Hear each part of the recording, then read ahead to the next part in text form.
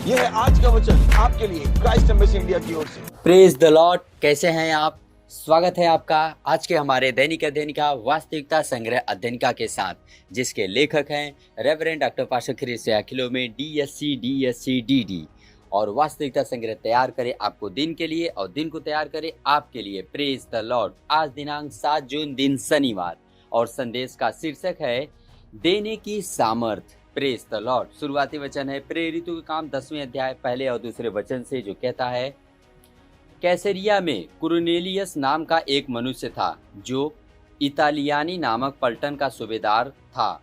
वह भक्त था और अपने सारे घराने समेत परमेश्वर से डरता था और यहूदी लोगों को बहुत दान देता और बराबर परमेश्वर से प्रार्थना करता था। हालेलुया।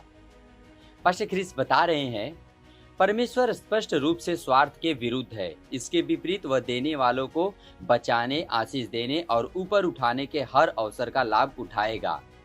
बचाना शब्द पर ध्यान दो। यहाँ तक कि गैर मसीही जो देने वाले हैं, जो उदार और दयालु हैं, परमेश्वर का ध्यान पाते हैं और वह उन्हें बचाने की खोज करता है। Praise the Lord. यदि परमेश्वर को उनके लिए प्रार्थना करने के लिए कोई व्यक्ति मिल जाए तो वह कार्य करने और उन्हें उद्धार में मार्गदर्शित करने के अपने कानूनी अधिकार को इस्तेमाल करेगा। प्रेरितों के काम 10वें अध्याय में कुरनेलियस की कहानी इस सत्य को बहुत सुंदर रीति से दर्शाती है। कुरनेलियस एक रोमी सूबेदार था, एक अन्य जाति और यहूदी समुदाय का भाग नहीं था। फिर भी वह एक भक्त व्यक्ति था जो परमेश्वर का भय मानता था और अपनी उदारता के लिए प्रसिद्ध था। वह लोगों को दान देता था और निरंतर प्रार्थना करता था। उसका दान और प्रार्थनाएं अज्ञात नहीं रहे, वे परमेश्वर के सामने एक स्मरण के रूप में प्रस्तुत हुए।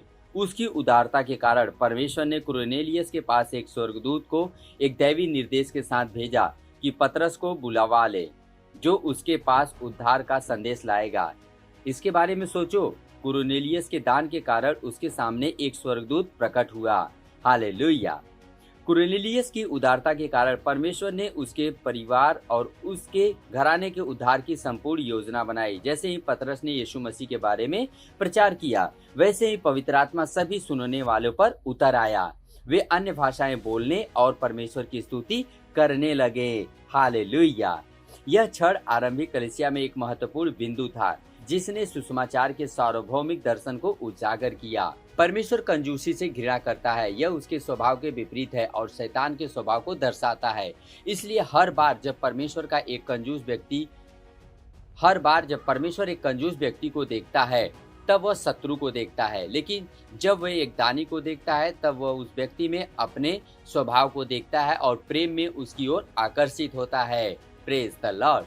दूसरा कुरिन्थियों के 9वें अध्याय 7वें वचन में एम्प्लीफाइड अनुवाद में बाइबल कहती है, क्योंकि परमेश्वर को उसमें आनंद आता है, दूसरी वस्तुओं के ऊपर रखता है और उसे छोड़ना नहीं चाहता या उसके बिना नहीं करना चाहता। हर्ष से देने वाले आनंदी इसे करने में तत्पर दानी से प्रेम रखता है, जिसका हृदय उसकी भेंट में है।